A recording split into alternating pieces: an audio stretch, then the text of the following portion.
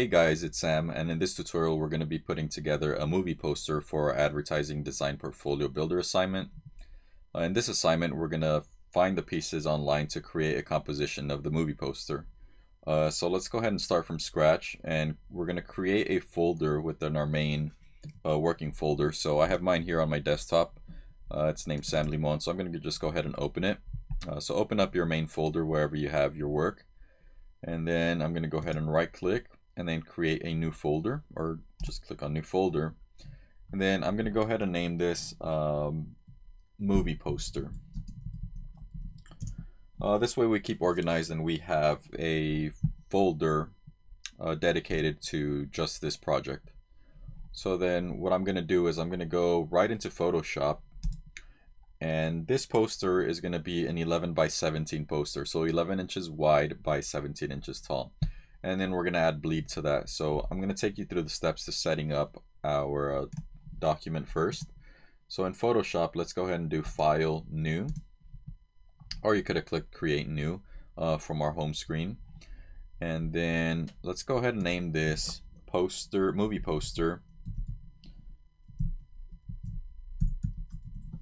underscore, and then go ahead and put your last name or your name, just something that identifies that it is yours. I'm going to put Limon on mine. Let's go ahead, if you don't have inches here in this drop down menu, let's go ahead and choose inches, and then we're going to go ahead and put 11 for width and 17 for height. Resolution is good at 300, and let's go ahead and change it. No, you know what, let's leave it at RGB color, because then we're going to eventually transfer this into other images when we're doing our digital assets. If it was just going straight to print, we could do CMYK. The good thing is we could always convert it afterwards. Background contents white is fine. RGB color profiles, square pixels, all this is good. So go ahead and hit create. So there is our main document. So it is 11 by 17. However, we want to add 1/8 of an inch of bleed. So what we can do here is go up to image, and we could do canvas size, and right here we could increase it. So we could increase it by the 1/8 of an inch. So now if we think about this for a second, if we're increasing it by 1/8 of an inch on the left hand side, on the right hand side, that's going to be a 1/4 of an inch, so 0.25 inches. So that would be 0.25 inches total width that we're adding extra, and the same thing on the top and bottom, right? So this is eventually going to be 11.25 and 17.25. Whoops, 17.25. So then we say okay. So now that added that extra 0.25 inches to the total width. However, we're splitting that difference between 1/8 on the left hand side and 1/8 on the right hand side. And the same thing in that it added that extra 0.25 inches or 1/4 of an inch top and bottom, and again we're splitting that, the 1/8 of an inch on top, 1/8 of an inch on the bottom. So now what I'm going to do is I'm going to go ahead and zoom in to this top left hand area, and I'm going to go ahead and drag a guide from the left ruler and bring it in till it says 0.125 inches. And once you have 0.125, I'm still holding my mouse, I'm going to let it go. So that gives me my 1/8 of an inch bleed. Zoom in just a little bit more, and then I'm going to do the same thing coming in from the top. So I'm going to click at the top ruler and drag it down to 0.125. So 0.125 is our 1/8 of an inch. And we drop it. And just to show you the quick math on that, if we do 1/8 would be 1/8, so 1 divided by 8 is 0.125. So this is that extra that we added, however we added it on both sides. So if we multiply that by 2, that's our total, 0.25 inches. Now if you see our 0 marker, as of right now, is on the very left edge of the document. So we have our 0 here and our 0 here. What we could do to temporarily change our 0 to our trim area, which this is going to be our trim, if you click on this top left hand corner where our rulers meet, click and drag. You might remember this from the fundamentals CD assignment. Go ahead and click and drag it down to where our guides intersect, and then go ahead and drop it. So now you see our 0 changes to this area, pretty much our X and Y axis, and it changes to there. So now it's reading this as this is where our document starts. So this makes it easier to where we could insert the other guides a different way. So what we do for this is we go to View, and then we go to New Guide. And since we have our 0 here, we could actually input our 11 inches. That's where the right side is we're gonna be cropped, or we're gonna trim. So we make sure we do vertical to give us the vertical guide, and our position is gonna be at 11 inches. So go ahead and click OK. So now that puts this guide right at 11 inches. We could have also dragged it, but just showing you the other way, just as a refresher. And now we need our lower guide.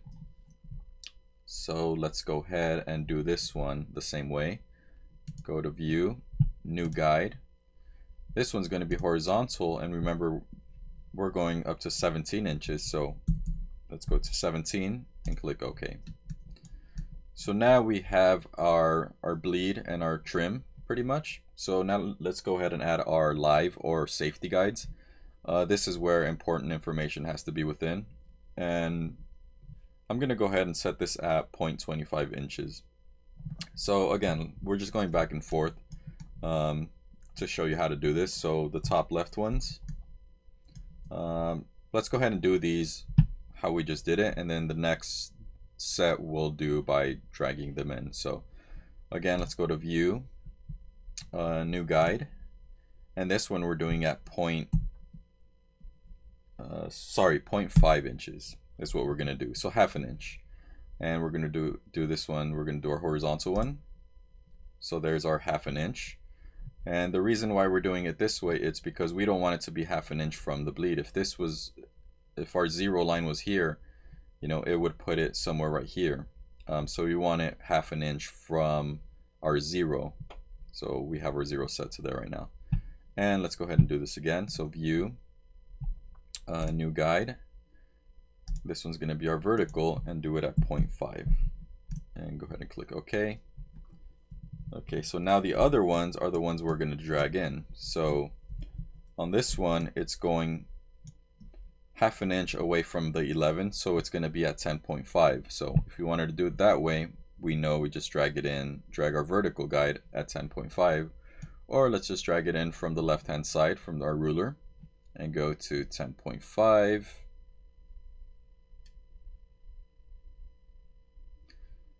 Sometimes it doesn't snap quite on the spot. Right now it did. If it didn't for you, go ahead and zoom in a bit, and then you could go ahead and click on your move tool, and you could drag it into position, and it goes in by finer increments, so it makes it a lot easier to reach your 10.5.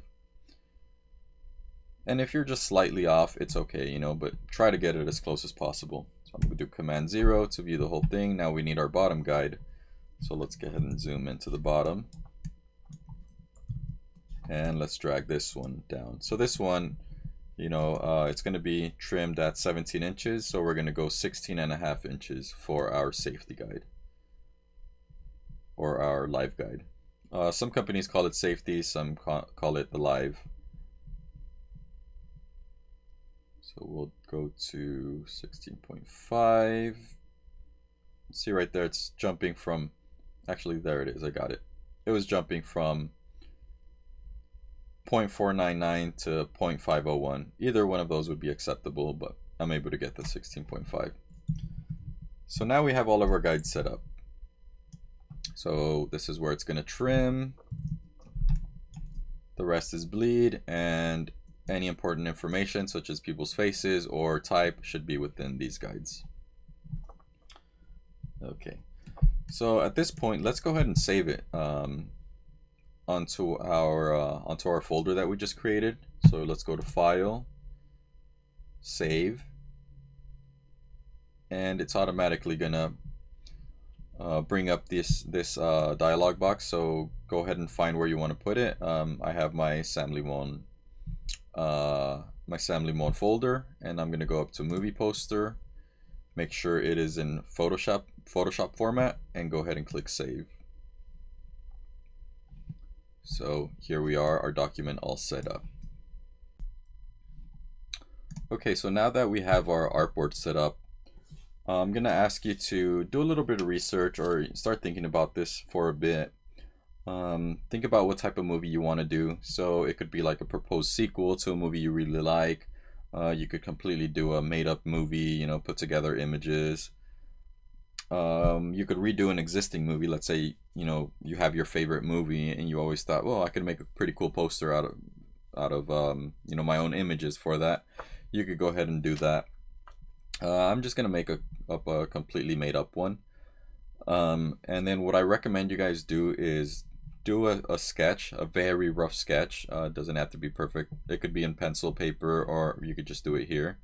So I'm just gonna come up with something out of my mind. So I'm gonna go ahead and make a new layer, and then I'm gonna go ahead and grab a brush. So we've usually been playing around with like this regular brushes here, you know, the soft edge, the hard edge, the size. But if you go down to like the generic ones that Photoshop has, and you could always download brushes, there's a lot of free ones, there's paid ones as well. But I'm just gonna look for like a pencil brush. This step doesn't really matter. It's kind of optional for the brushes. I'm just trying to do something a little bit different. And then my new layer, I'm gonna rename this to Sketch. And I'm thinking about doing maybe like a war movie scene. Again, yours is gonna be different, but I'm thinking, hey, maybe I could put like my title somewhere here, like just above the center. So this box is gonna represent where my title goes. I'm thinking a plane coming in from this side, so something like that. Please excuse my drawing skills, they're not the best. I'm gonna go ahead and do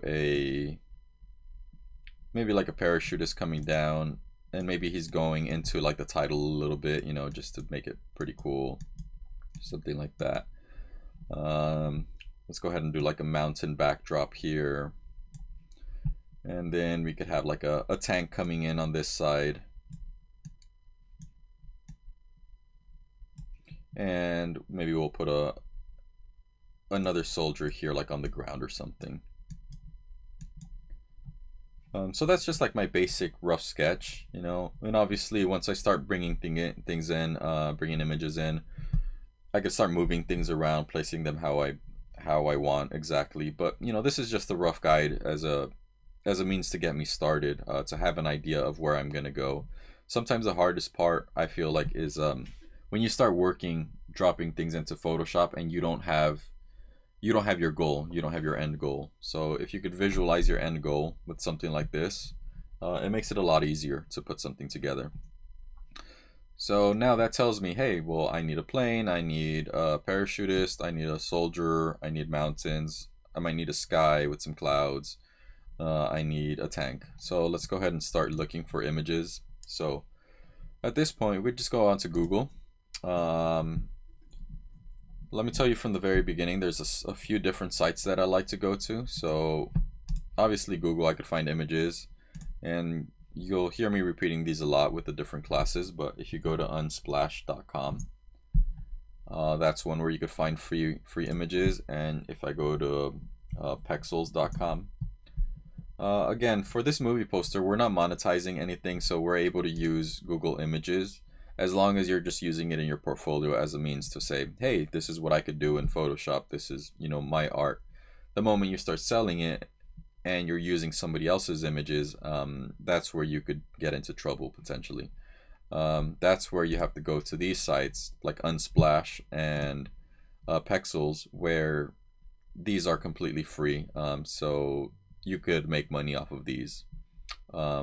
It's just a collection of images where the photographers state that it's okay to be able to use these images for commercial purposes. And there's obviously Shutterstock.com, iStock. Those are paid sites. So again, you will receive, if you purchase images from them, then you will be receiving the commercial license. So anything you find on Google, do not make money off of. This is strictly for your portfolio. So let's go ahead and look for, like a military plane. And I'm going to go to images. Now again, we want to be using high resolution images.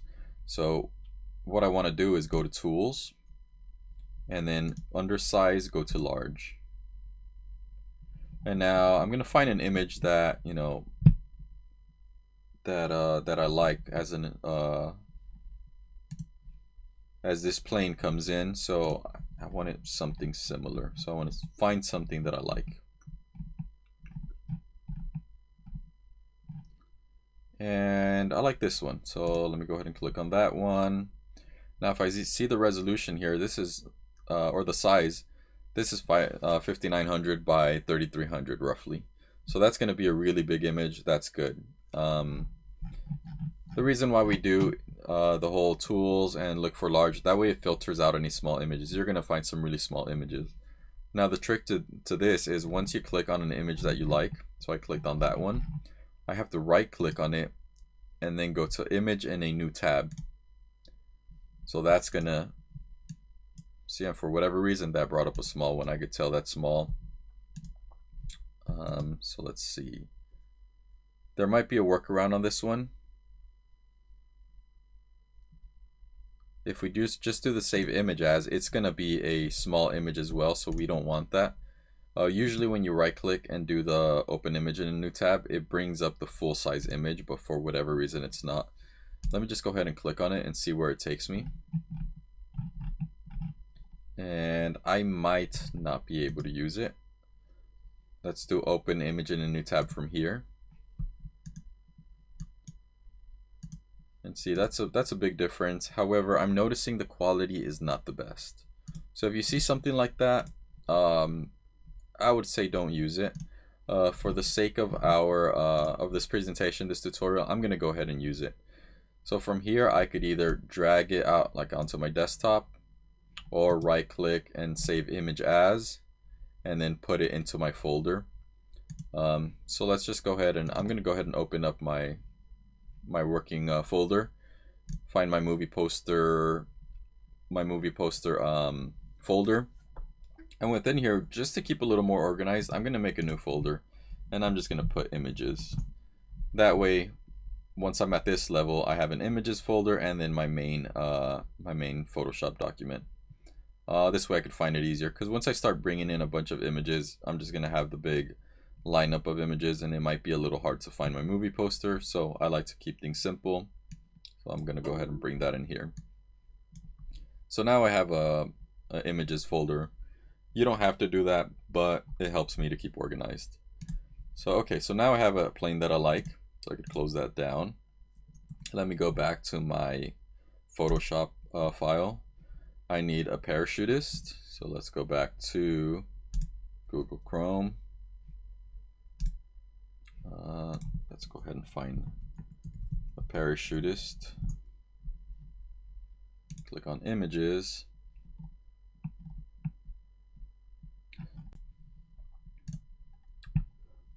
So now let's go ahead and go to tools and go to size and large.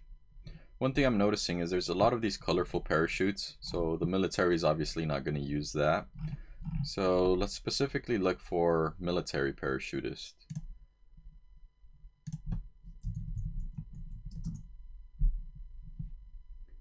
And now we start to get, images that look pretty good. We're gonna go ahead and go to tools again and do our size large. I guess it clears it out when you make a new search. So let's see. I like this one that's angled. That one kind of works pretty well with what I had. If I wanted to choose something like that, I could always flip it over, flip it horizontally as well. So let's see. That looks pretty good. Now I'm seeing a lot of red, so maybe I don't want that one. Maybe I want this one. So let's see if it opens up. Let's go to right click it and then open link in a new tab, see what we get. Scroll down so it takes us to a link. Might be in one of these. Click on that. So now I guess they have a download button. So let's see if that works. And look at that. This is a really nice, big, clean, clear image. So let's go ahead and right click on it and then save image as. And then I'll go ahead and navigate to my working folder, movie poster, images, and the name of it is original. So I'm just going to go ahead and name it Parachutist. I did not name the plane. I could go back and do that, or I could rename it once I bring the layer into my Photoshop file. So it doesn't matter there. But let's go ahead and save this one. Let's close that, and then let's go back to Photoshop. Let's see what else we have. We'll save the mountain in the sky for the end. Put our main images, and then the title we could always just hand type, or you could find a title online, depending on what you're doing. So we could find soldier now.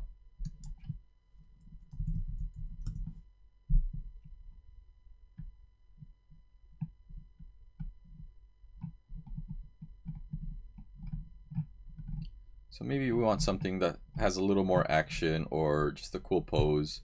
I forgot, let's go ahead and do our tools, size large. Let's see that one. That looks pretty cool, but we'll see if that works or not. You know, I could always come back and find something else.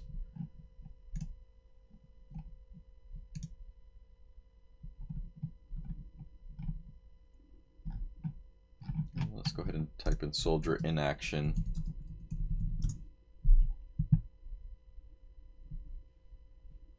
Again, let's go to our tools. So this is going to be part of the assignment where, you know, you're going to have to spend some time looking for the images that you want, something specific.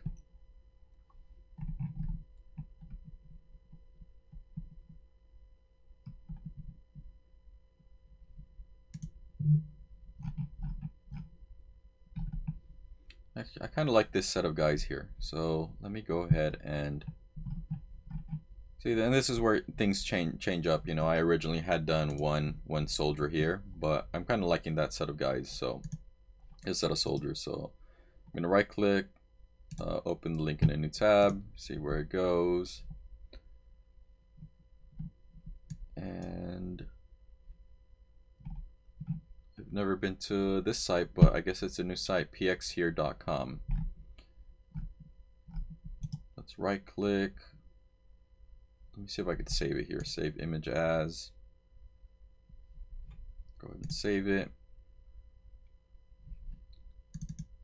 I'm noticing when I download it, it gives me that JPEG exclamation point, so there might be an issue with that one. Let's just go ahead and see. Yeah, it's very small, so let me, if I was to bring that into Photoshop, let's see what it does.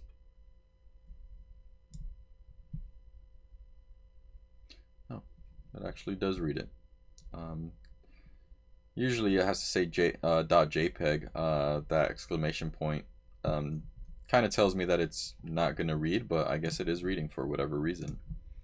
Reason being is I might change that because it seems like it's one of these other stock photography sites, and then they probably want you to purchase it. Sometimes you get the watermark, sometimes they do stuff to try to stop you from downloading it. So let's see.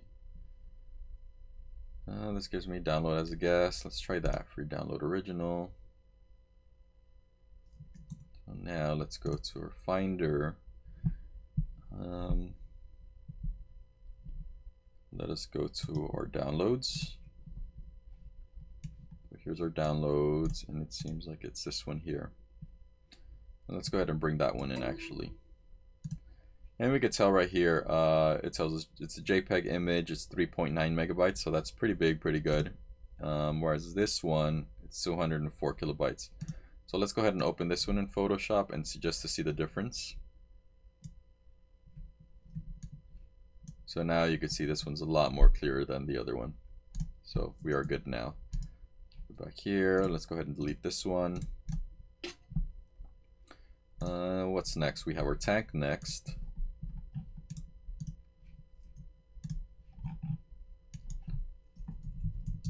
let's look up army tank.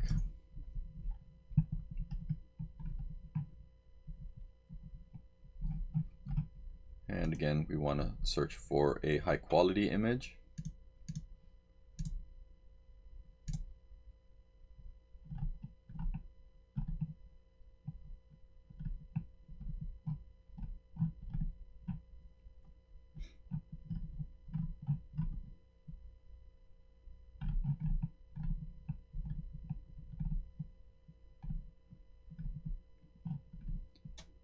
Kind of like this one, however, this one has the watermark, so it's going to be one that you're going to have to purchase.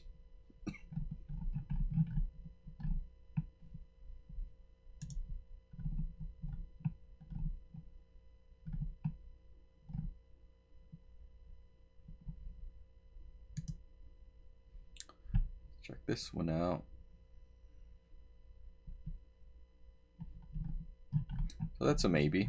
You know, this is all depending on what you like. Let's see, there's this one.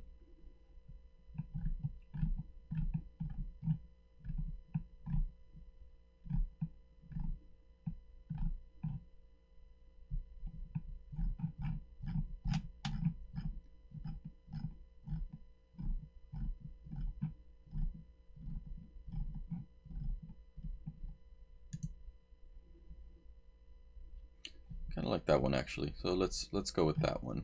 So I'm gonna open link in a new tab. Here it is from Wikipedia. Let's right click, save image as, and let's go ahead and save it in our images. Okay, so now that I notice, I was originally had like a desert scene in mind.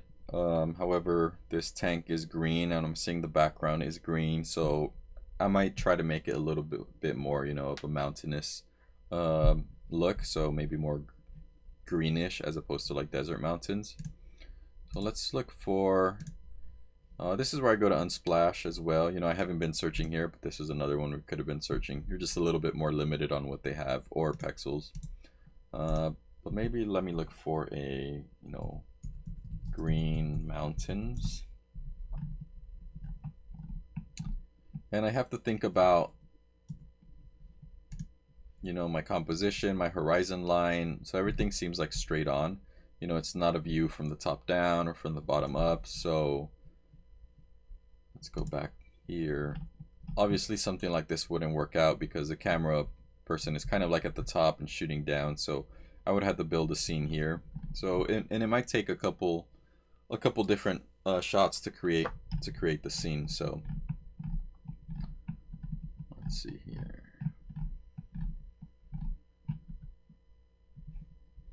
This looks pretty good. Let's go ahead and download this one. So download free. Let's go back into our Finder. So we have our working folder, and let's pull it from our downloads. So here's one. And then I could already tell that, you know, if I drag this photo into Photoshop, into our document, this one's very horizontal, so I'm gonna need more sky or more ground.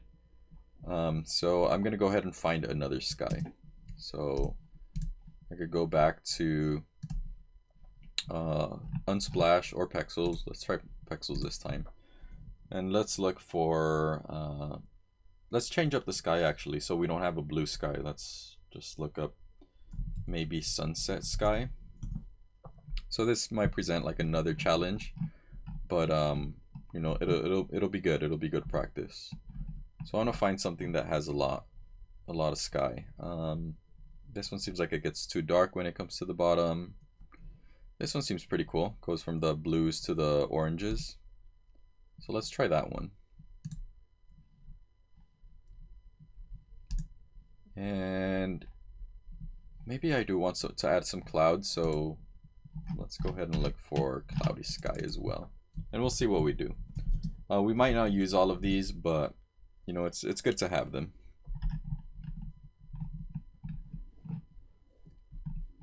Yeah, kind of like these here.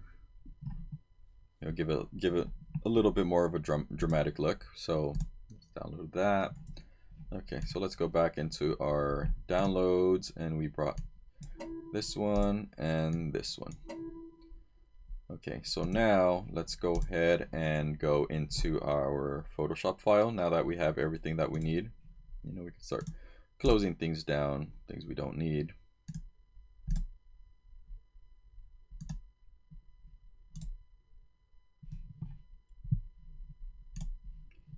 Okay, so now we could start bringing images in. So what we're gonna do is go to File, Open, and let's go ahead and look for our images. And the first one that I have is my tank. So I'm gonna go ahead and open my tank. Now what I'm gonna do here is I'm gonna zoom in, and I'm gonna use my pen tool. This is my favorite tool. You might hear me saying that over and over. So the way to use this is, we'll go over it in class, but pretty much you click at one point. So I'm clicking here, and then if it's a straight line, I could click here, so that makes that selection. And then if I click on this point, see how it makes a straight line? If I wanted that, that's fine, but if I just click and drag, and it gives it a little curve right here. And now it basically made a curve. So if I click anywhere else, see how it starts making the curve? So if I don't want that, I could do Command Z or Control Z. And if I hold Alt or Option and I click on this corner, on this point, it creates a corner out of it. So now I could go whichever way or this way without it making another part of the curve. So then I want to click here and get that part of the curve. If I click here, I could do it as well. So click and drag a little. If you click and drag, you start making curves, right? Or if you just click points, you could start making straight lines. But you kind of have to gauge where you're at. So it's a mixture of clicking and dragging. And then from here, this is a straight line, so I click there. And then I could click and drag here to get that curve, and so on and so forth. So I'm just gonna go ahead and select it all. Go ahead and practice with this tool. Again, it all depends on what you're doing. So find a way that best suits how to mask your files or your images, and I'll go through several different ones. So on this one, I'm just going to continue with the pen tool.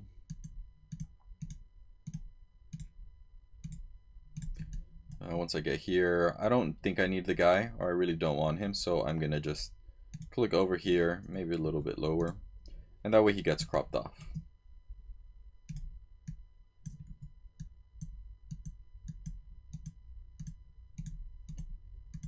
So this tank has quite a bit of detail here, so this is going to take a little bit of time. So if you want to challenge yourself, this is a good way. This is good practice with the pen tool.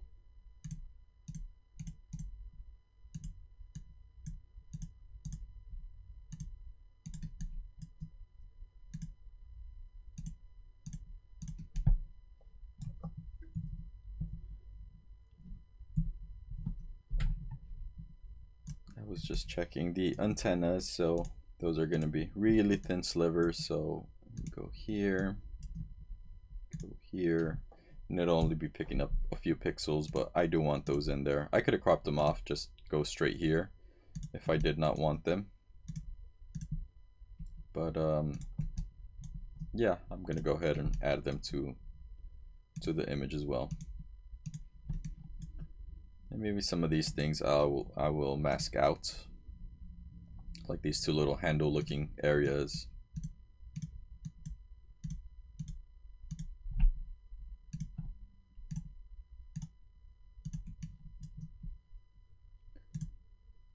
Maybe this antenna I will crop off, so go here.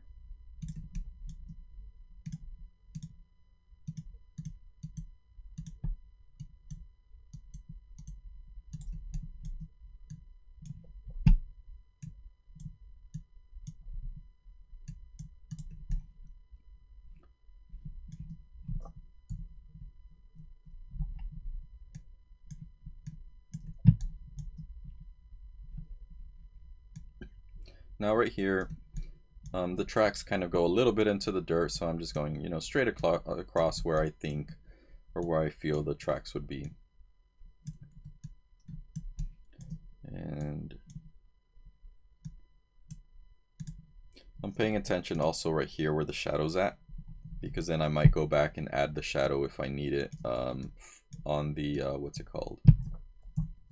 On my composition. So right now I'm just masking this out for the purpose of putting it in nice and clean into our composition. Now I'm also noticing there's some like holes right here.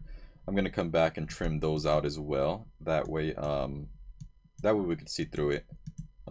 As opposed to, like, let's say we put it on a, if we were to put this on a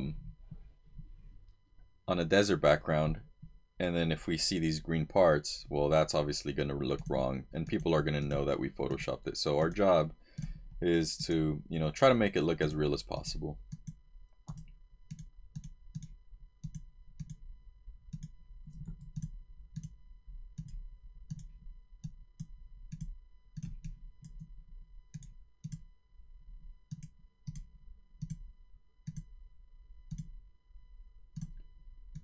We're getting close to the end, besides a few minor touch-ups.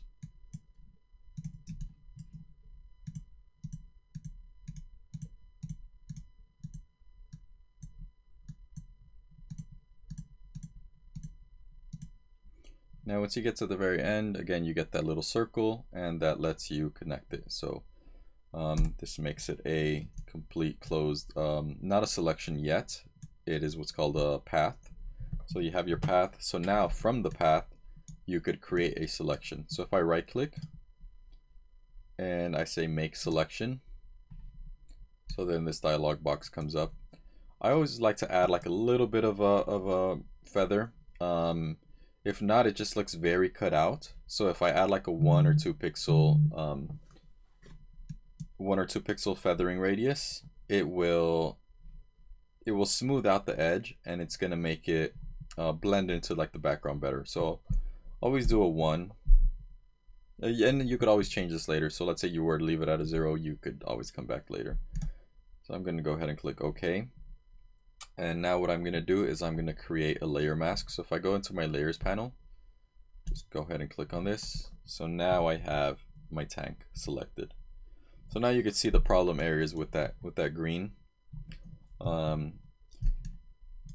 you know what? Maybe let's see. This is it's a pretty good resolution. 320 pixels per inch. So maybe it looks a little bit blurry on the edges. So let me undo that. Command Z a couple times. Go back to where I have my selection. Right click, and then I'm gonna go back to make selection. I'm gonna go ahead and do 0, and then we'll see where we end up. So I'm essentially undoing what I did. Now I'm gonna go ahead and do my layer mask. Now if you see, it looks a lot sharper. So it might look good, but depending on where this goes, it might also give it that cutout look, which we don't want. So I might go back and make it a little bit blurry on the edges afterwards. So I could use my pen tool again here to cut out these areas, or I could just do, let me see, you know, any one of these tools. I'm gonna go ahead and do maybe my quick selection tool, and then make my brush a little smaller, and just click in here, and it kind of selects the pixels where you kind of want to select. It doesn't do the best job. See how it's missing some pixels here, so I made my brush really small. And then I could go in here, and then now if I hold Option and delete, it's gonna delete, or it's gonna fill this with black essentially, so it's gonna be masking that area. Let me go ahead and do this area now. Just click and drag with my selection tool. With my quick selection tool. And I'm going to go ahead and make my brush a little bit bigger so it captures more of that area. Go up into here. And now if you, let's say if you do too much, like right here, I could go back in. And then if I switch it to the minus here, and then you see how the cursor gets a little minus sign, I could start painting over this black area, so it deselects that. And now again, if I do Option or Alt and delete, it gets rid of that area. So now let's go ahead and deselect. So Command or Control D, or select and deselect. And let's see what else we have. Maybe that little area right here and the little area right here. So I'm gonna go back and there's a lot here. I'm gonna leave that. You know, it'll work out great if it goes on a green background. If it doesn't, we might have to change that afterwards. So the good thing about masks, layer masks, is you could always come back and change them. So I'm gonna go ahead and let's see.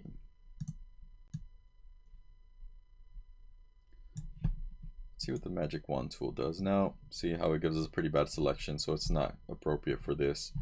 I could always go back to my pen tool, like I said, because this is where you have full control. Just a little bit more time consuming, but for me it's the go-to.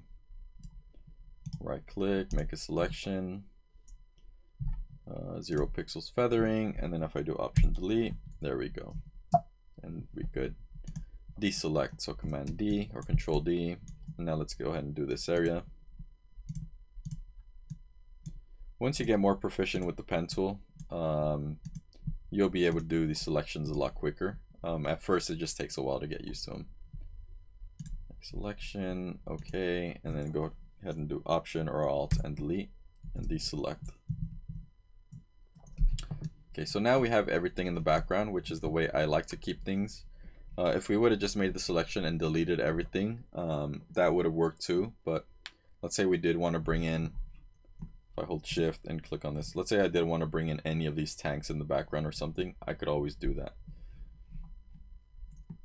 So if I hold Shift and click this, now what I want to do is I want to keep this a smart object, which means I could resize it once I bring it into here and it won't lose quality, or I could, you know, basically it's a way of working non-destructively, that we have this original image here. So I'm going to right click in this area in the layers panel, and then I'm gonna do convert to smart object, and then let's go ahead and name this layer tank.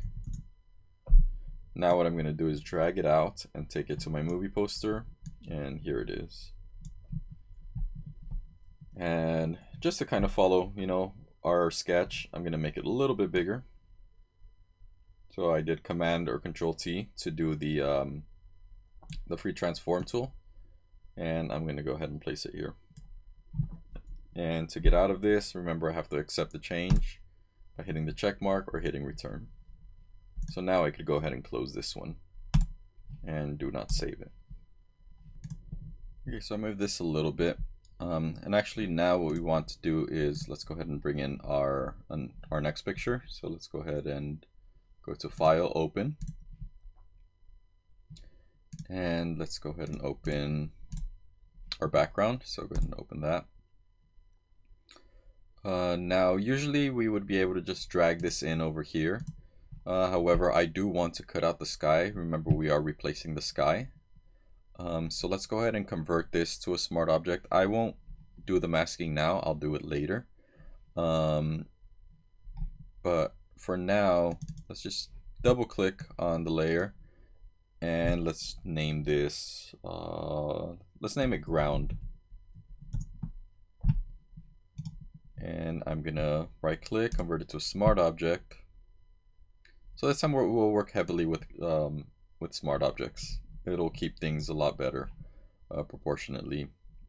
Make sure, you know, when we're resizing up and down, we're not going to lose any quality. So let's put our ground underneath our tank, and now I'm going to resize this up a bit. You know, I want to fill in like the whole bottom scene with it. Maybe somewhere there, or actually let's go here. That looks good. Hit return, or click on the checkbox on top. Now my tank, it looks a little out of place. It is too small, and then right here we have these big flowers, so it kind of gives it away that it's not real. So I'm gonna resize my tank. So I'm gonna do Command or Control T to transform it, make it a little smaller, put it a little bit further into the distance, and I'm gonna call that okay. Maybe I'll change the ground a little bit, bring it down, scale it up. So I'm just visually looking, like trying to resize this to a size where it looks good. Maybe I want the barrel, underneath this horizon line right here. I'm gonna say that looks pretty decent. What else do we have? Let's go ahead and bring in our soldier, or whatever's next in line. Let's go to File, Open. We have our plane next, so I'm just going to go down this list. Go ahead and open it. So remember, we have different ways to mask. So the other way I showed you the pen tool. On this one, I'm gonna do. I would have done the polygonal lasso tool, but I do have this curve area here.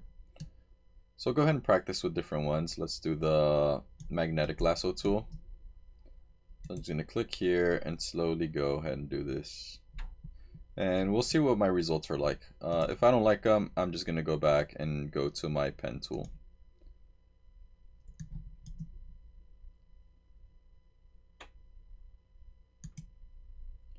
Again, you're free to use whatever tool you want, but just remember, try to make it look, clean.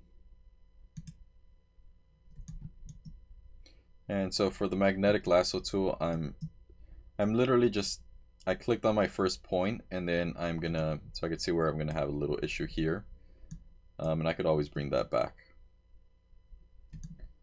And then I'm moving my mouse, my cursor right just along these edges of the plane. And Photoshop itself, it's finding the edges for me. Again, it doesn't do the best job. It does a pretty good job actually. It just depends on the image and the contrast. Like right here, where we're going from black, literally black, to the light blue sky. It does a really good job detecting the edges.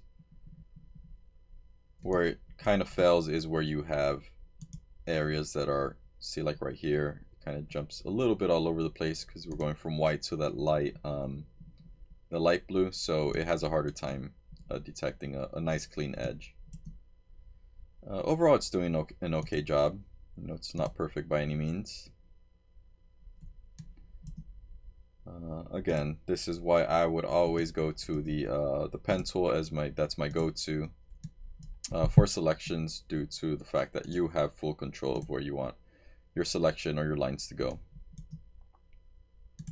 And then again, I'm just holding the space bar and moving it, and then I want to make sure my cursor stays really close to where I last stopped when I do that move.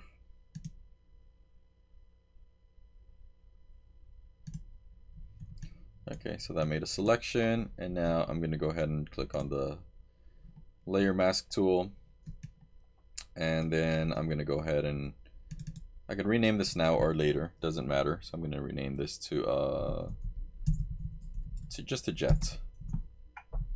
So rename it in my layers panel, right click, and then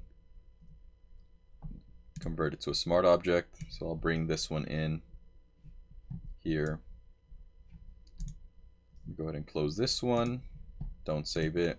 I still had my background. Don't save it. So my jet, I could resize it, and it's going to be coming in from here. Let's go ahead and see what's next. File, open. Well, let's go ahead and select our soldiers.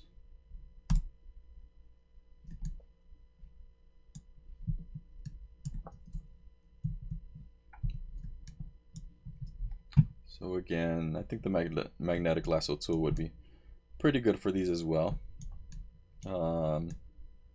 Actually, let's try something else. Let's try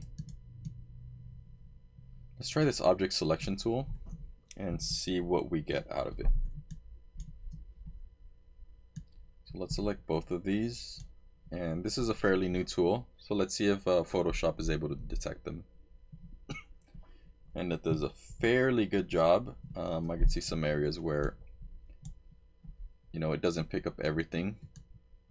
If you see like the tones of these two, of the mountain and his helmet, they're both light, so it didn't pick up a really good shape. But overall did pretty decent. So now what I could do is go to my quick selection tool. I want to click on the add one here, make my brush a little bit bigger. And I'm just going to work this back and forth. So I'm going to click add right there. And then if I hold the option button, it's going to go to subtract. So I want to subtract this area. And then if I let go, it goes back into my add. So maybe I want to add this little part of the flashlight. Then I could subtract it right here. Maybe add a little bit.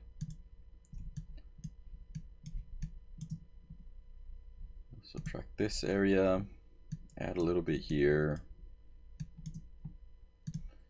And the same thing, you know, just fine tune it, you know, change the size of your brushes. You want to add a little bit more here so it picks up his pants. Add a little here, go into his shoes. Get these areas that were missed.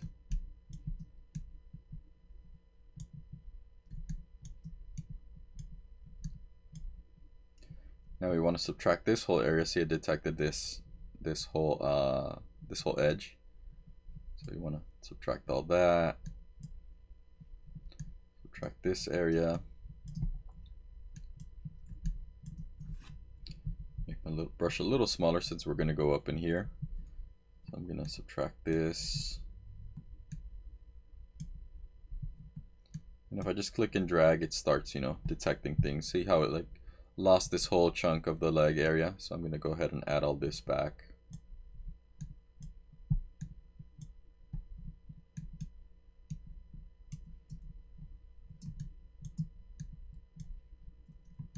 Subtract this area.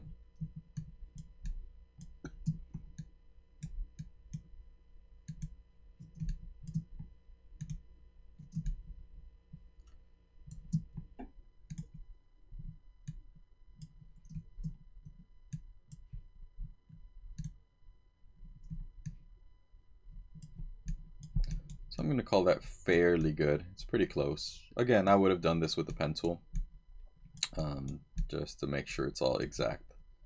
So let's move over to our other guy here.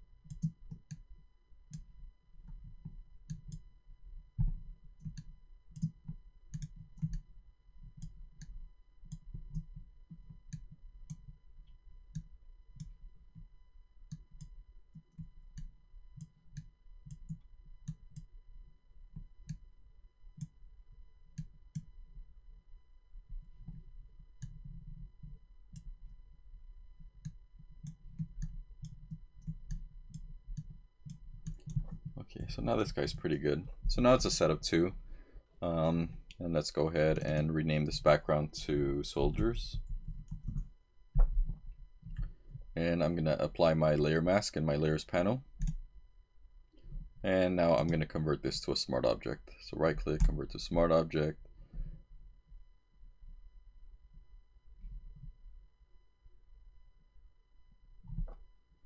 And then I could go ahead and drag these guys into my main file. I'll make them a little smaller. And they go somewhere over here. I'm going to put them in the foreground, so I'm going to make them a little bit bigger, just so it doesn't look like the tank is pointing at them. It looks like the tank is more in the background. And yeah, somewhere around there, maybe a little bit bigger. Now, keep in mind our guides. So This is our live or our safety guide, so I wouldn't want to put him out here. At least his head would have to be in there. If the gun gets cropped off, that's fine, but let's say this was like a main actor. We wouldn't want him to be cropped off. So somewhere there. Feet are fine, things like that. It's usually more about faces, so we want them there. And then let's go ahead and bring in our parachutist. So let's go to File, Open.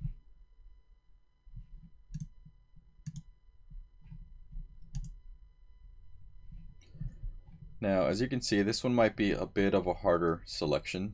So let's see what we can do here. Now, if we see the whole sky, it's blue. So we could actually target that. So actually what we want to do is maybe do our color range selector. So if we go to select, and then we go to color range, and we want to sample some colors. So if you want to sample the, let's go ahead and sample like the blue. So that way it's selecting the blue. If you notice here, it's selecting some of this area, or sorry, it's not picking up some of this. So that's because there's different blues in here. Some are lighter, some are darker. So let's go ahead and click on our eyedropper tool and just make several clicks around the blues here. That way it's selecting the light blues, dark blues, all that. We want to make sure we are in selection here and go ahead and click OK. Now let's go ahead and add our layer mask. So it completely masked it out, but the opposite of what we wanted. So now if we just do Command or Control I, make sure we're selected on our layer here, our layer mask, sorry. And that's when you do Command or Control I. And now we have our parachutist selected. So I'm gonna name him parachutist. And again, right click on our layers panel here, convert to smart object, and we'll go ahead and bring him in.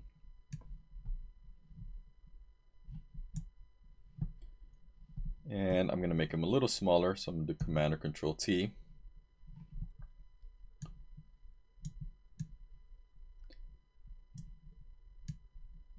And I'm gonna right click while I'm still in my free transform tool, and I'm gonna flip him horizontally. That way he's coming in this way. And I'm gonna go ahead and hit return.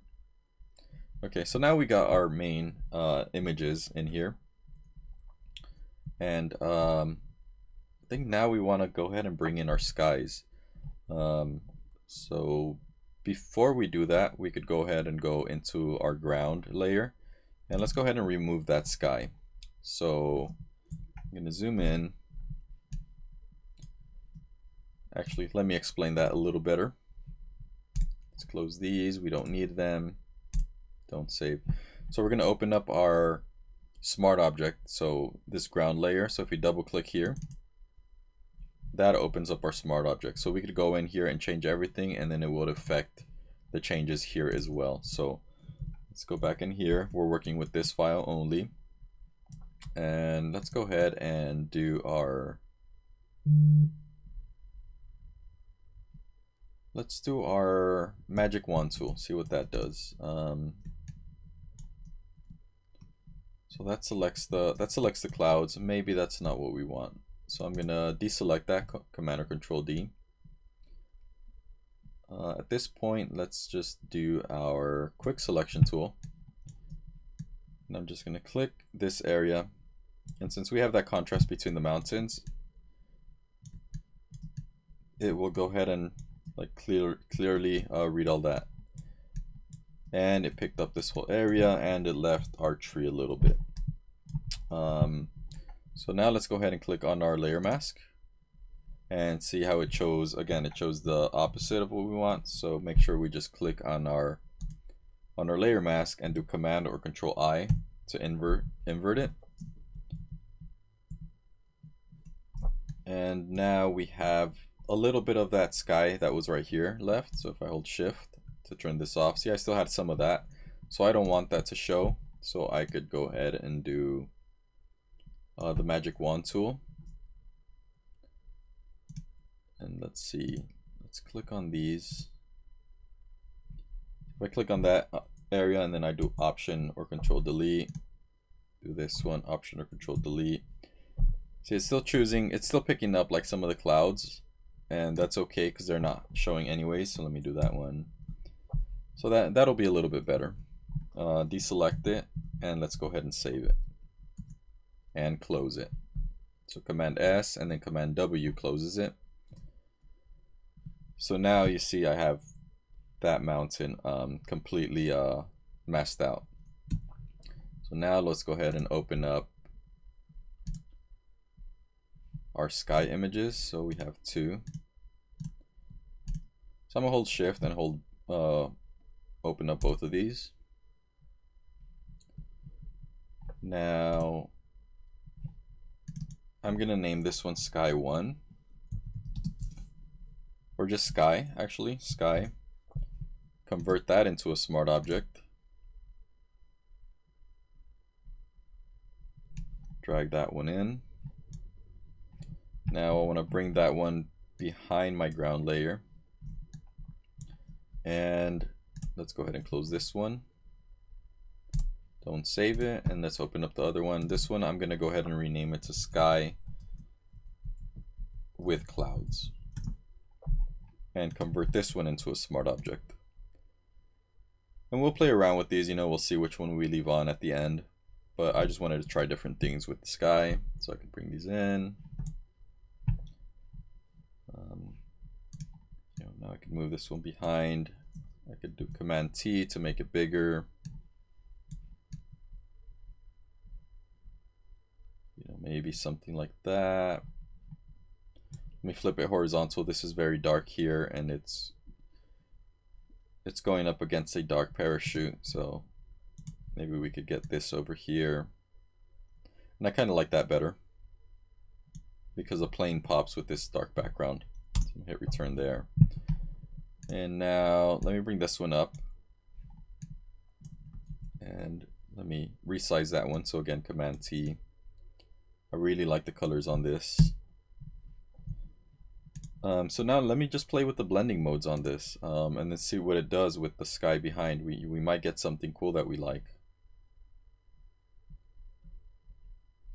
Or, it might not work, but we'll see.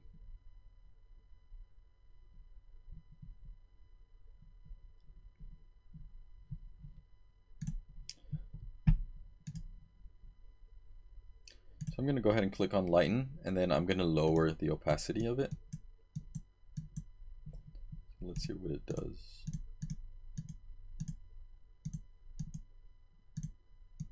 So that lines up this whole area. So I'm going to go ahead and just lower the opacity just a little bit. And let's say I'm happy with something like that.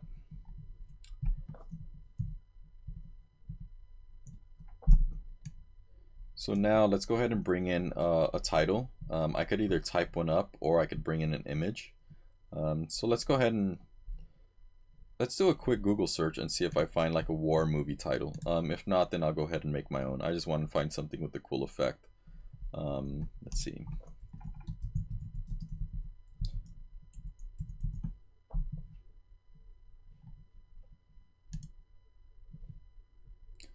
And see, at this point, you could bring something in, you could mask something out. You could bring in a title from the movie that you already, that you like, the movie that you're using. So I'm saying this war one looks pretty cool. Let me go ahead and open that. So somebody made this and it has kind of like a concrete look. So we could actually make this. Let's try to make something similar to this. Let's go to Photoshop and let me just put in some type. And I'm going to name this war as well. So let me go back and show you. I'm going to click on my type tool. I'm going to set the point size to a little large so we could see it. So maybe 60 points. And I'm going to change the color to black for now. So now I could click here, just click once. Don't click and drag. And then I'm going to name my title, my movie title, War. Now I can highlight it all and find a cool font. let me go ahead and move it over here. So click on my type tool, put my cursor somewhere between the letters, Command A or Control A to select everything. And now we could just go through our different fonts up here. And let's see if there's something that we like.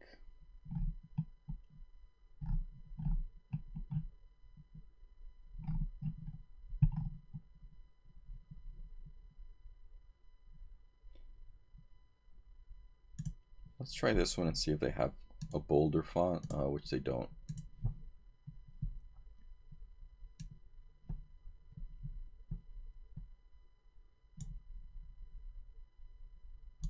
Let's see if this one has a bold one.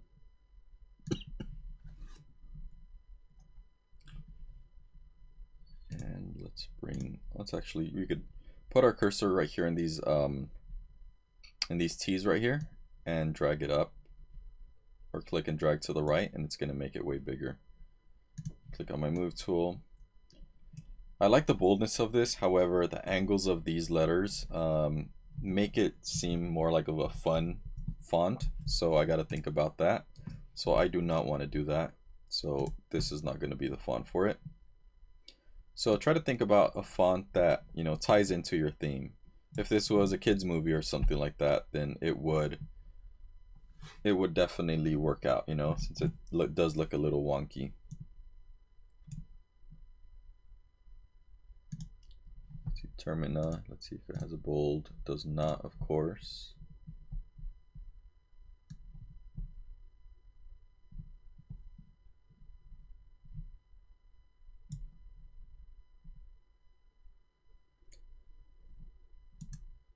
Let's go ahead and do this one.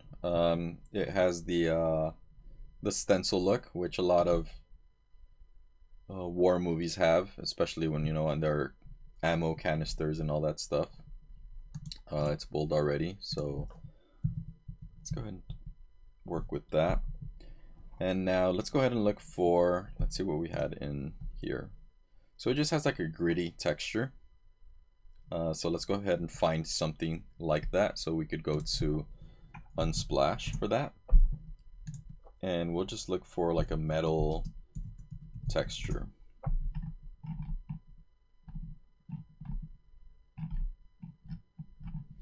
So I think this one's a good candidate. So let's download that one.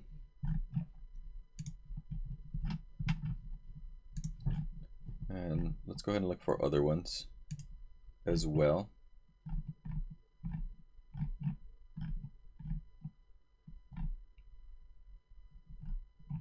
Maybe this one. And we could always mix and match textures as well. So, you know, something about this one that I like. So let's download those. So let's go back into Photoshop. Close this out. Now I'm going to open up my folder here, and I'm just going to drag these in. Well, actually they went to my downloads folder, so let me pull those out of my downloads folder and bringing them into our images for our movie poster. So this one's named Trim, this Annie one, and this one. So I'm going to bring all these in. So that one, that one, that one. So if I hold Command or Control and I click on all of these, I could just bring them into our document and just hit return on each one, or hit the check mark up on top.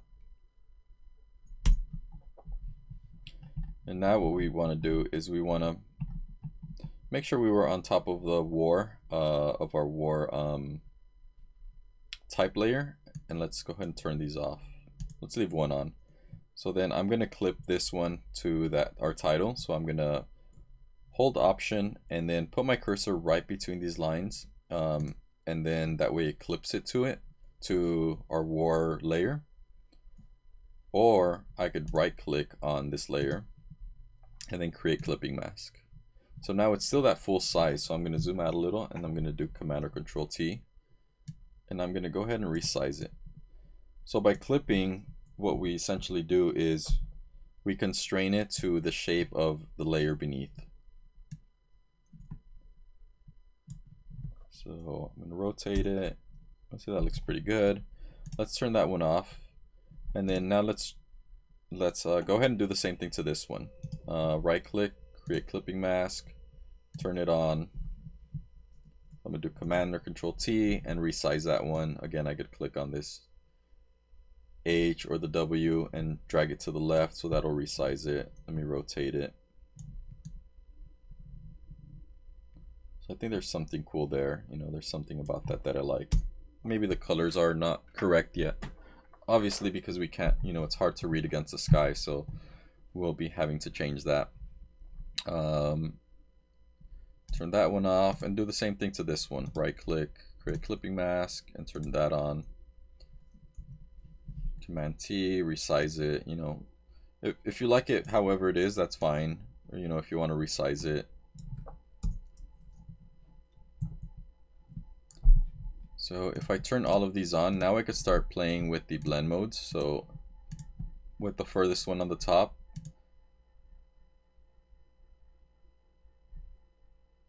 if they're getting something like that.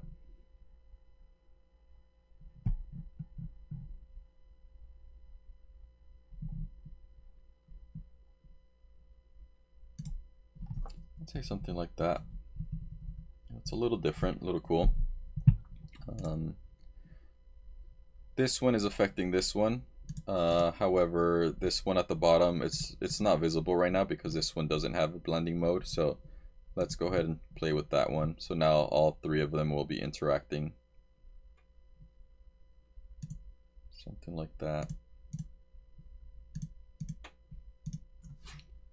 Now, maybe that's not the color that I want. Maybe I want a little more desaturated, so I could always add an adjustment layer and then go to hue and saturation, clip this one as well. So if I hold Option and click right between the lines here, now I could go lighter, and it's only affecting the title. If I do colorize, you know, mess with these.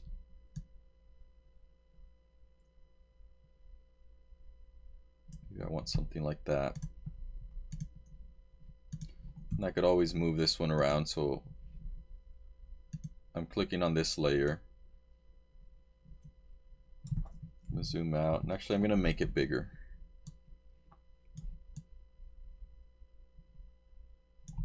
Go something like that.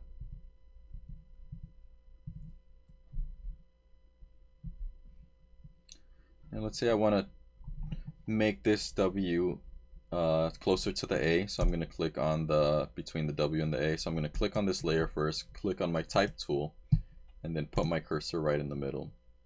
And then I'm going to close up the kerning here. So if I open up, let's see, my properties panel, if I open up my character, that character area,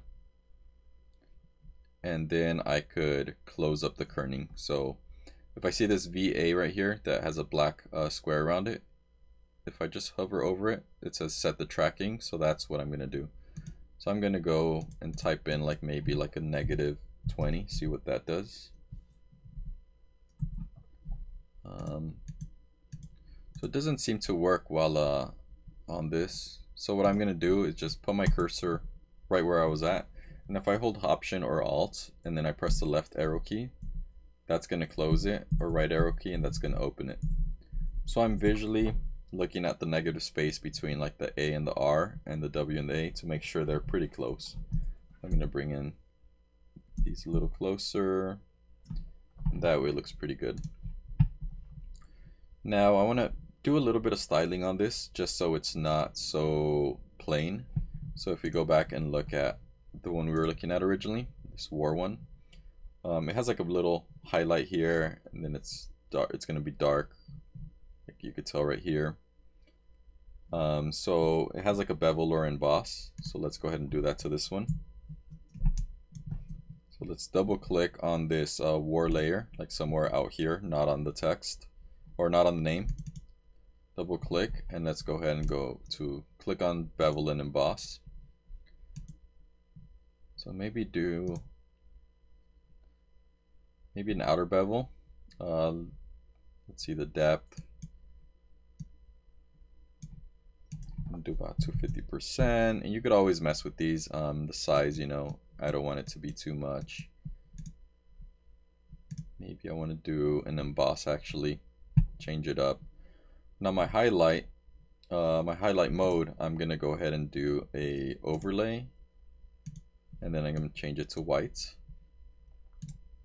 And then my shadow, I'm gonna have it, yeah, multiply, and then I'm gonna change it to like a black.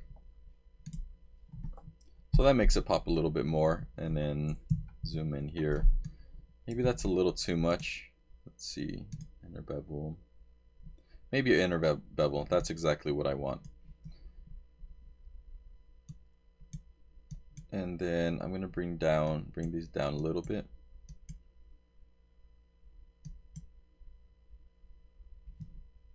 And that's what I want to do.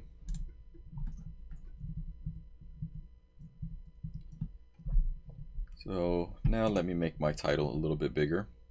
So if I make it bigger right now, if I'm just on my layer and I make it bigger, and I'm holding Alt so it takes it up, it's not making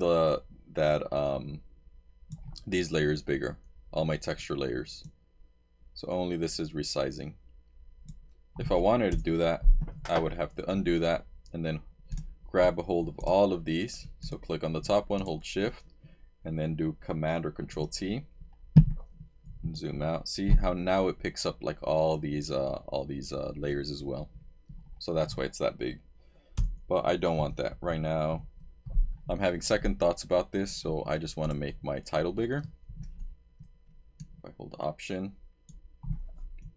hit Return, and I'm thinking maybe this one's a little too much, so I'm gonna lower the opacity a bit, and maybe something like that.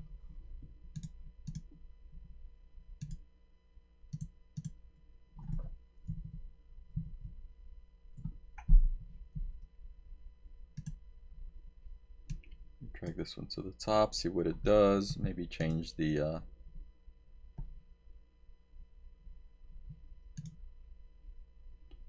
blending mode. I'll take it back down.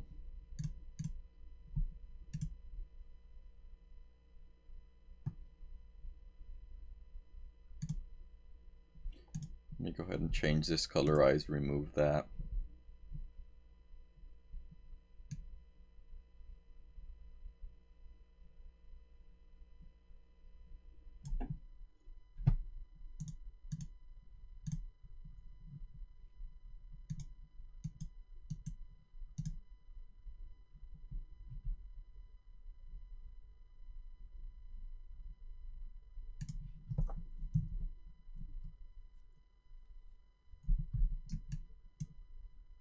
Maybe something like that looks pretty cool. Let's say that's what I want.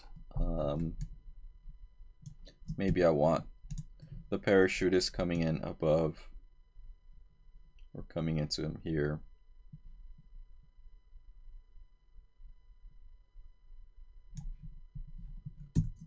Maybe the plane could get a little bit bigger.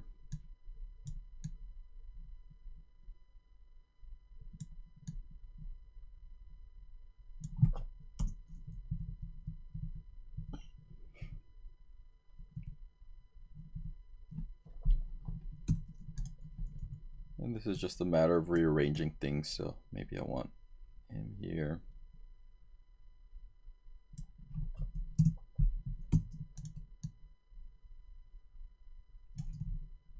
Rotate the plane a little bit.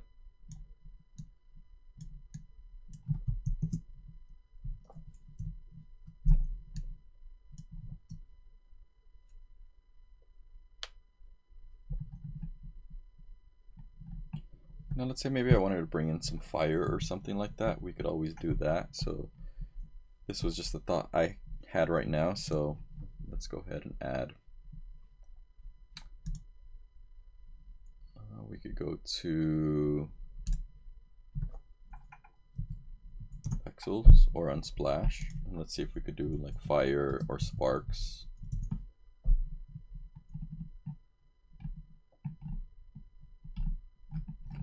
Actually, I like this one. This one looks pretty cool. Let's go ahead and download this. Just to keep organized, let's go ahead and open up our working folder, open up downloads folder, and bring in this fire. Photoshop, then go to File, Open.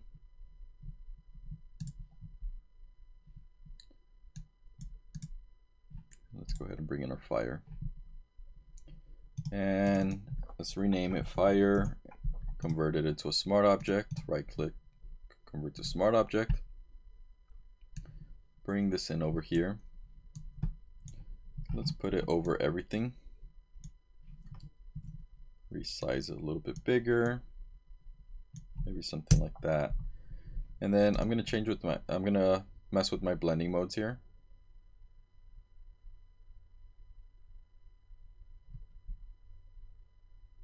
So maybe screen, and then we can move it out this way.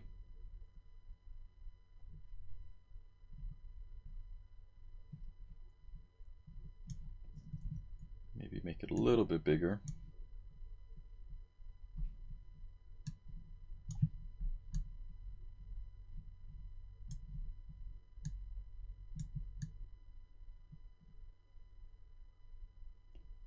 Maybe something like that.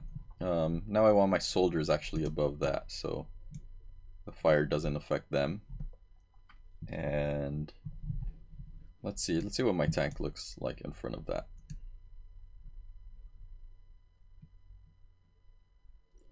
Maybe I want to change it now to where my tank comes in from the other side, so I'm going to do Command T and then flip it horizontal, have it coming in this way. And let's change our soldiers over here. I think that's a way better composition.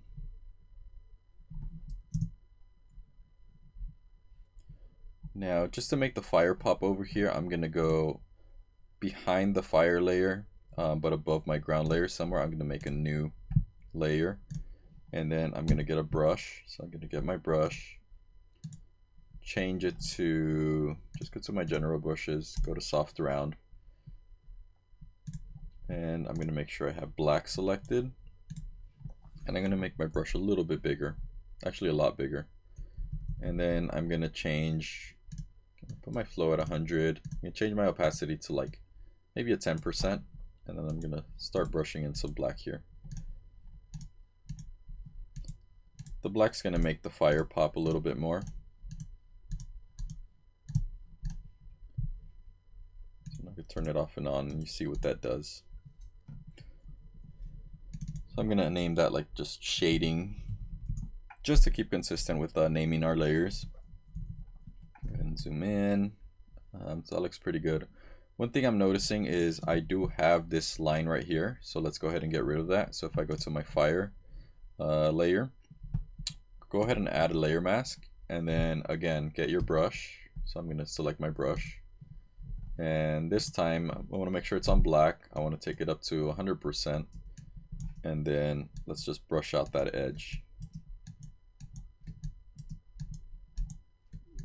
to get rid of that. I see that I have a very warm theme, so I think at this point what I want to do is I want to add a layer over everything that kind of warms everything up. So let's say above my soldiers layer, let's go ahead and add an adjustment layer. So we click on this little sign right here, and let's go ahead and do a photo filter,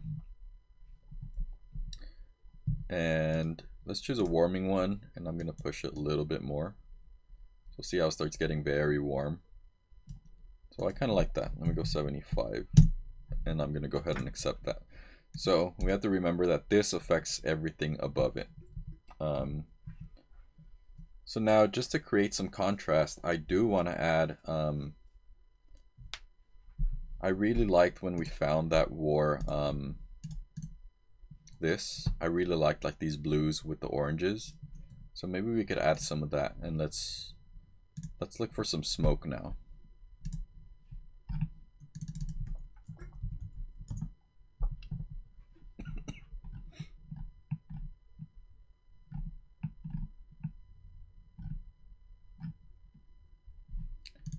let's find this one.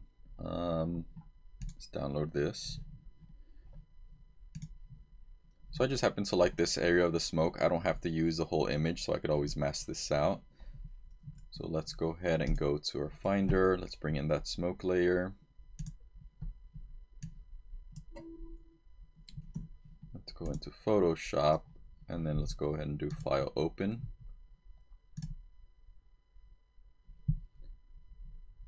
And let's go ahead and look for our smoke. This one, open it. Name it smokes. So you see a lot of these things start getting very repetitive. Right click, convert it to a smart object. Now I'm gonna bring this in. Maybe I want to do it here. Whoops. Undo that. Command Z so that I take my guides back to where I want them.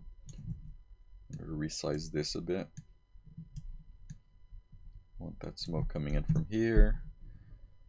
Now I'm going to play with the adjustment layers. The blending mode. I want to find somewhere where I like the smoke, where it looks realistic over everything.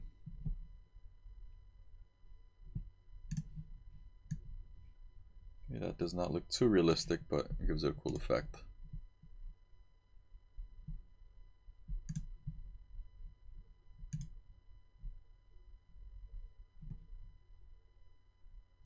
Maybe that lighten is going to be the one. And then I'm going to go ahead and click on the layer mask. But before I click it, if I just click it first, it's going to create a white layer mask. So basically everything shows. So I'm going to undo that. If I hold Option or Alt, and then if I create it, if I click on it, it's going to create it with a black layer mask. So now I can manually get my brush. Since it's black, I want to choose white because I want it to show. I'm going to go white, and then I'm going to choose a brush. Let me just manually use this. I want to make sure it's in the hardness is set to 0, so I'm going to manually use my right or left brackets. And then if I undo that, change my opacity maybe to about 20%, so it slowly starts bringing in some of that, some of those clouds, or some of that smoke actually. And I'm just clicking randomly here. Maybe I want to put that behind the soldiers, behind the tank actually. And I have to think about this. I did want to add some blue. So I'm going to add a new layer above that photo filter that's making everything red. So I'm going to add a solid color. And then maybe something like this. Now again, I'm going to click on my,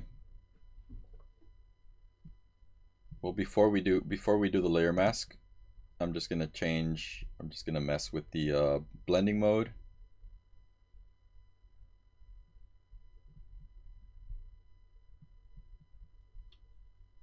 Maybe something like there, overlay, and then I want to click on the layer mask, and then if I do Option deletes, or sorry, Command deletes,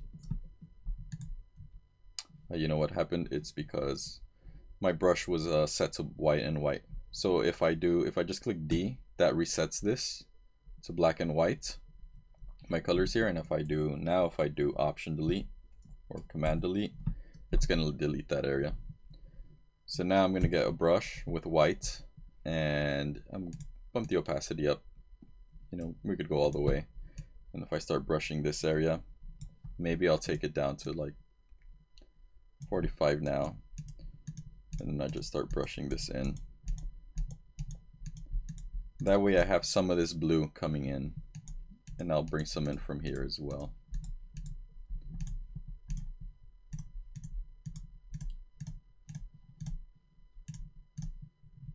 So this way I have some blues coming in as well as the reds. So it's giving me a little bit more of a cool effect against the warm effect.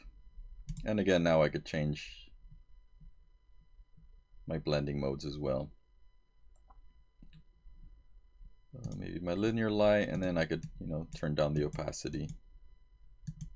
So just mess with these, you know, see if there's something you like.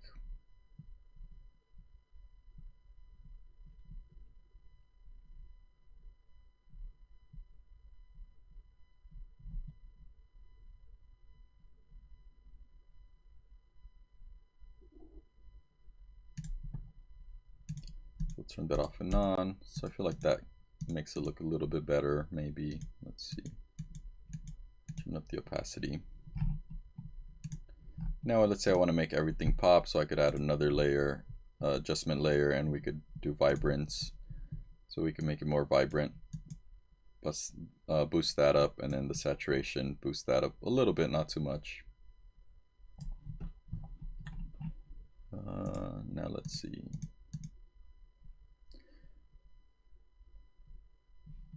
Now at this point, I think that looks pretty good. You know, we could always come back. I'm not a big fan of the green here, so I could always come back and make more changes. But you know, that could be your movie poster right there. You could bring in, go ahead and look for something else. You know, we could find some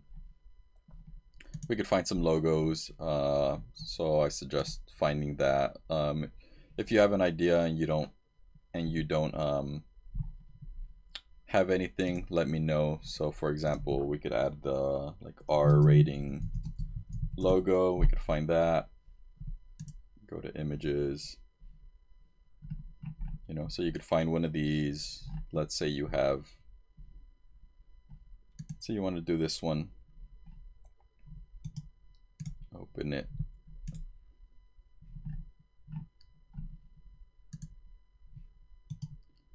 save image as, save it in my images folder. So now what I could do is I could go back to Photoshop and open that. File open. See if we could find it. Now we have a lot more images. There it is. Let's go ahead and open that one. Now what we'd want to do is we want to select, this is where the the magic wand tool comes into play, because we could just select all the black, and it's selecting the outside black. So if I hold shift and then I start selecting all of this, or sorry, before I do that, I do Command D to deselect everything. If I uncheck contiguous means it's gonna select all the black that connects. So if I uncheck it, that means it's going to select all the black that is everywhere. Now if I add my my layer mask, if you see, it did the opposite of, so if I do Command I, now I could convert it to a smart object. I could name this rating, and I could bring this into my poster. Make sure it's above everything. Make sure on my move tool, and then I could bring it down. Okay, that's a good place for it. Close all this down.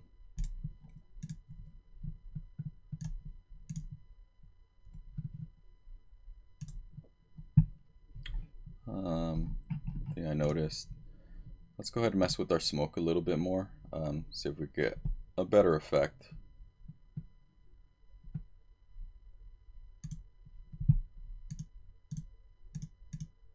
That's a pretty cool effect there. Now let's say I want the name of my title to pop, so it has like some light background areas. So let's go ahead and make that a little bit darker. So one thing that I could do is I could go to the layer right below my movie title. So I'm going to click on the sky layer, and then I'm going to go ahead and add a layer, and then I'm going to name this shading as well. Shading.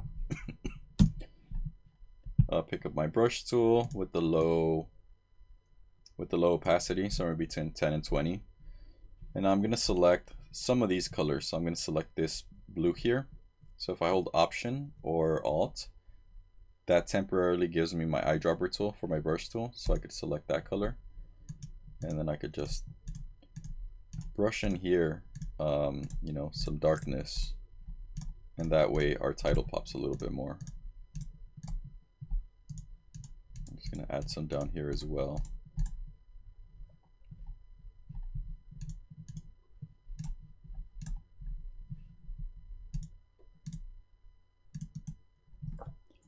And there you have it. That is a quick movie poster. You could always go back and refine these. Let's say I want to change the tone of this whole background area. I could go into the smart object as well. So I'm gonna find my this layer, the ground, and I'm gonna go ahead and make this one darker. So I'm gonna add an adjustment layer. So I double clicked on my smart object right here, double click on it, and then I'm gonna go ahead and do maybe a curves layer. Make it a little darker overall. Make the lights brighter. Let's say I want to desaturate the green. That's one thing that I didn't like. So I'm gonna knock down the green. So I'm gonna click on the green here and see how that makes it a little bit more burnt looking. So let's turn this off and on. So I'm kind of liking that. So let's go ahead and save it and close it. So now I feel like that's looking better. So I could do, from here I could do the Command Z. So that's a before, or Command or Control Shift Z. That's looking pretty good. So there you have it. That is the basics of a movie poster with a little bit of title treatment, action here. Everything looks pretty good, pretty well laid out. Let's go ahead and add some color to our tank. He feels like he doesn't really fit in a whole lot, so maybe he needs to get a little warmer. So I'm going to go ahead and click on my tank, and then I'm going to add an adjustment layer on it. So let's go ahead and do a color balance.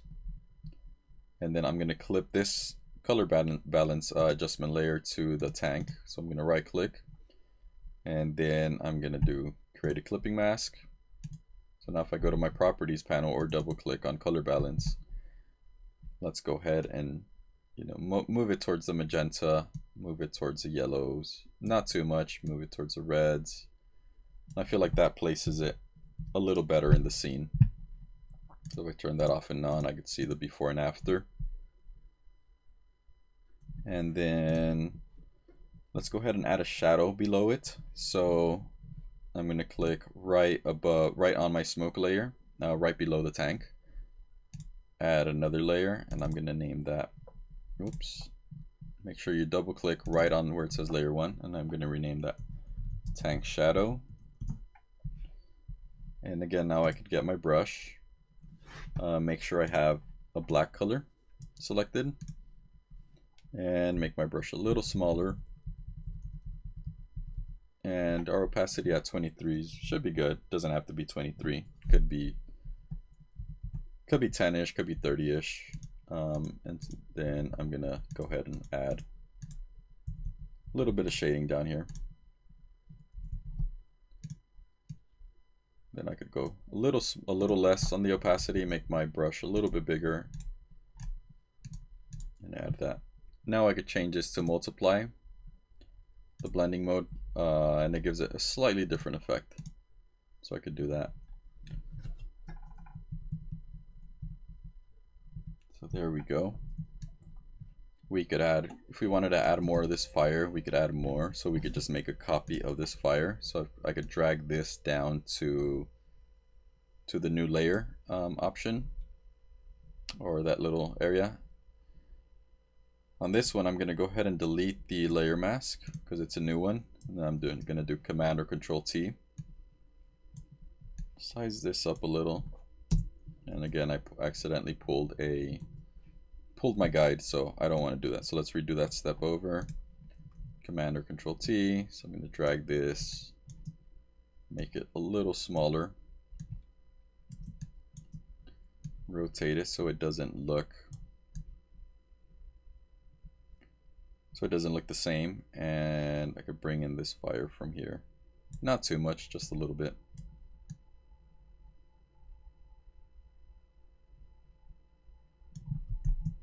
Accept that. Now I'm going to make a new layer for that, a new masking layer, a layer mask, and then I'm going to get my brush tool, make sure I'm on black because I want to hide it. So if I click X, it'll switch me from black to white. Make sure my opacity is at 100%, and I can start masking this. Make my brush a little bit bigger, Maybe bring my opacity down a bit. And there you have it. That is a movie poster. So at this point, you could go ahead and save it. So go to File, Save. And then when you turn it in, I'm going to have you just do a File, Save As. Didn't save it because it was still saving it. So go to File, Save As now. And go ahead and turn it into a JPEG. And go ahead and save it. Save it. So leave this up all the way.